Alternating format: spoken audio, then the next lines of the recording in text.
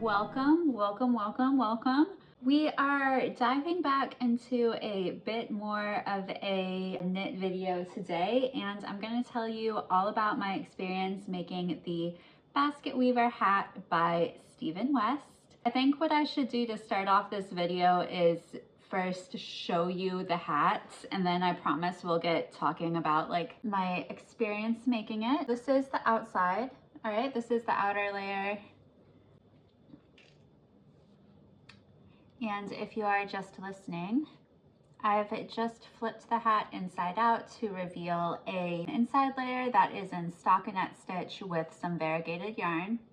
Okay, now that we've seen the hat, I gotta tell y'all, I bought this hat pattern in 2023, and I remember if you're a parent and you've ever like kind of sat like rocking your kids to sleep, or sometimes you might just wait quietly for them to go to sleep, maybe like scrolling on the phone. I think you know where I'm going with this story.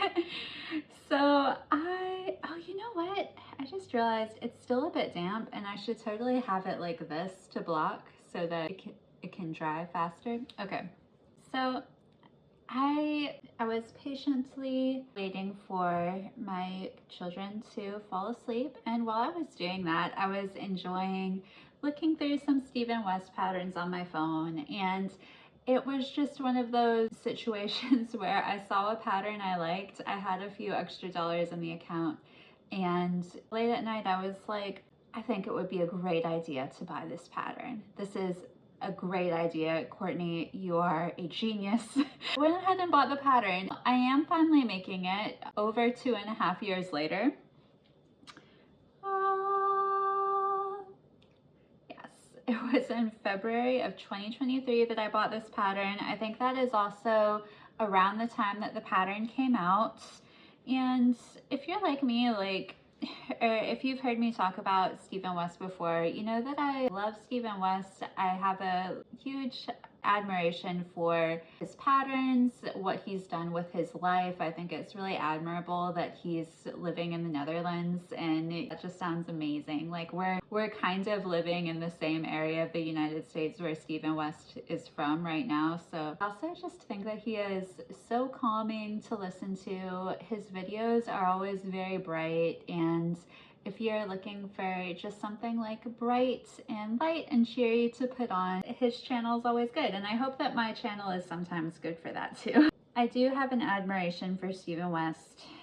I'm glad that I was finally able to make this pattern. The first Stephen West pattern that I made, I think, were some of the simple socks, West Knits simple socks.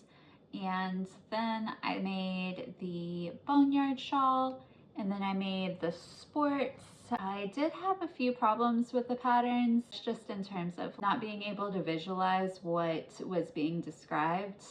However, my shorts turned out great, and so they are made with a number 4 weight worsted yarn. So that was actually one of the only patterns I could find at the time that used 4 weight worsted yarn to make the shorts.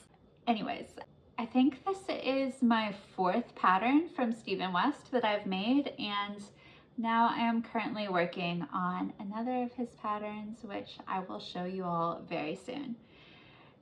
Okay, let's talk about yarn choice for this pattern. Now, I made the unfortunate decision to bring half my yarn stash back to my home state and put it in the storage unit. No, it's like, Courtney, why would you do that? Yes, yeah, and you would be correct in saying that. Anyways, with the yarn that I have remaining in my stash, I was also thinking about what yarns have I had for a while that I'd like to go ahead and use. So this is actually a colorway that I purchased from Stephen and Penelope in Amsterdam back in 2022. It's dyed by a local US-based dyer, so Lola Bean Yarn Company, and the colorway is also, I believe, Lola Bean Yarn Company. And if you look at the logo for Lola Bean Yarn Company, you will see it's the designer's daughter. Maybe the colors, the purple and the teal, are colors that she's wearing in the logo, and there's a white background. So here we are, and if you're just listening, it's a variegated colorway. I wouldn't quite call it a speckle, but it's also like not pooling. Like it's not a pooling colorway. There might be a specific term for this that I am not referencing, and for that I'm sorry. Okay, it's definitely got like longer swaths of color than I would completely consider a speckle. The colors are not gonna pool, which is really nice. I'm really loving this Lola Bean Yarn Company self-titled colorway, like when artists have a self-titled album, like Collective Soul. And this was actually the first colorway that I dyed myself in my apartment, and I dyed it with blackberries. Yay! Okay, I'm gonna put this behind me so that it can dry. It might be drying a bit faster since I've been waving it around like that. I want to talk about challenges now related to making this pattern. Actually, one thing that kind of did bother me was the uniqueness of the basket weaver stitch, which if you're a lace person or you're somebody that knits like intricate type of stitches or color work, like sweaters with like intricate type of stitches and things, you're gonna be, I feel like I'm telling on myself as someone who just wants to zone out when I knit, but the basket weaver stitch really did require some focus and active participation in making sure that you have the right number of knits and purls. Characterize it as an otherwise pretty easy stitch. You're not doing a ton of yarn over, not having to worry constantly about dropping a stitch. Although, you know, whenever we knit, not dropping a stitch is important. But you are able to basically look at things and say like, okay, this is lining up, this is working out. So it can be also a nice and meditative experience. But the whole time I was knitting that section, I'm not gonna lie, I could not wait to get to the stockinette portion. And if Stephen West would hear me say this, he'd be like, what? Like, is it what I think? About what his reaction would be, I don't actually know. I was really craving just that simple stockinette stitch. And when I finally made it, I think on the first day I flew through like 3 inches of stockinette stitch in one day. There you go. Yeah. Now, my yarn choice was to use a fingering weight yarn. The pattern calls for a DK weight yarn, okay? So my hat initially, especially before blocking, you guys, came out pretty small. And I cast on 12 extra stitches to make up for this, which looking back on it now, 12 extra stitches probably isn't going to make up for the difference between having DK weight yarn and the difference between having fingering weight yarn, especially because I also sized my needles to a size that I thought would be appropriate for working with fingering weight yarn. Can't remember exactly. I think they were smaller needles.